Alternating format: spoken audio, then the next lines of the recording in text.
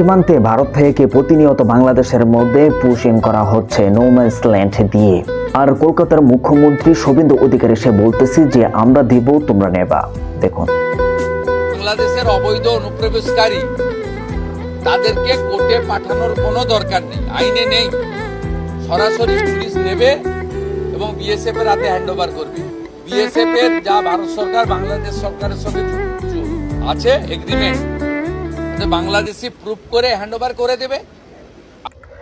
ভারত থেকে পুশিং করা কিছু লোক তারা সীমান্তের 0 পয়েন্টে অবস্থান করছে। প্রায় 35 ঘন্টা পেরিয়ে গেলেও এর কোনো সুরাহা হয়নি। এখানে রোদ বৃষ্টিতে ভিজছে, বজ্রপাতের মধ্যে এখানে প্রার্থীরা রয়েছে।